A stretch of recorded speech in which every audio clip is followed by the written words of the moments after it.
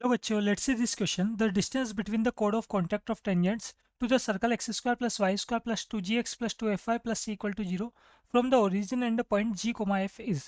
Clear? देखिए यहाँ पे हमारे पास क्या चल रहा है, सर्कल का इक्वेशन गिवन है स्टैंडर्ड फॉर्म में.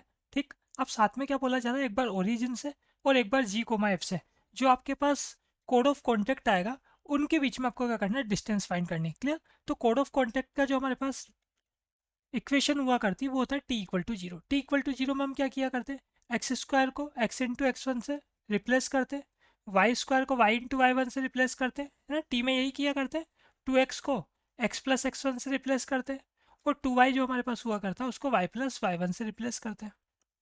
क्लियर? तो सबसे पहले हम बात कर लेते हैं ओरिजिन से जो हमारे पास कोड ऑफ कॉन्टैक्ट आएगा उसकी. ठीक है, तो ये हमने देखा यहाँ पर फर्स्ट में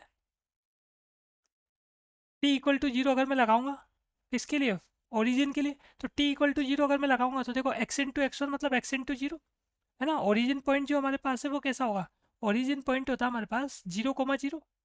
तो एक्स वन की जगह भी जीरो रखना है आपको और वाई वन की जगह भी क्या रखना है, जीरो. तो एक्स इंटू एक्स वन मतलब x into zero plus Y into Y one मतलब वाई इंटू जीरो प्लस जी.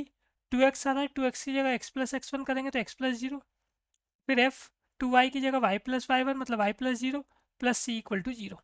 तो हमारे पास इक्वेशन आ रही है यहाँ पर g x plus f y plus C equal to zero.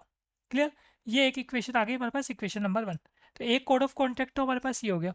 अब सेकंड बात कर लेते हैं हम किसके लिए, सेकंड हम बात कर लेते हैं हम यहाँ पर जी कोमा एफ के लिए. फॉर जी कोमा एफ इससे जो कोड ऑफ कॉन्टैक्ट आएगा उसकी इक्वेशन देख लेते हैं. एक्स इंटू एक्स वन मतलब x into G plus Y into F plus जी. टू एक्स की जगह एक्स प्लस एक्स वन मतलब एक्स प्लस जी. क्लियर?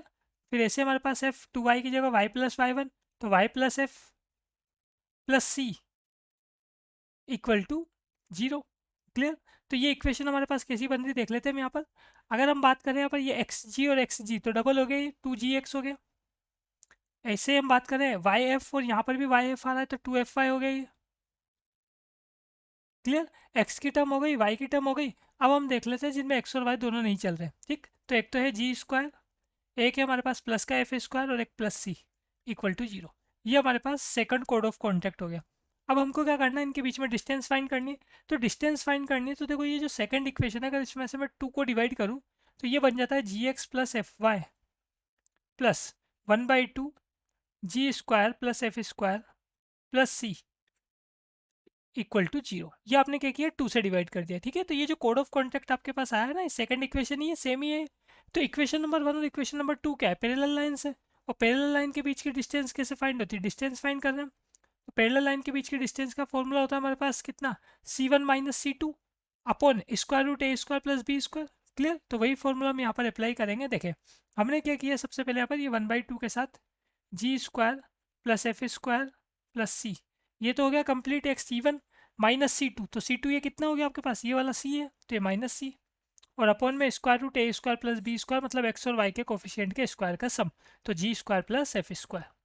ठीक है, तो ये वैल्यू अगर हम यहाँ से देखें, इस टू को हम क्या करते हैं एलसीएम अगर ले लें तो ये कितना बनेगा, ऊपर बनेगा जी स्क्वायर प्लस एफ स्क्वायर, यहाँ पर माइनस टू सी और प्लस सी माइनस सी हो जाएगा. और डिनोमिनेटर में ये हमारे पास यहाँ टू चल ही रहा है तो टू स्क्वायर रूट के साथ g square plus f square.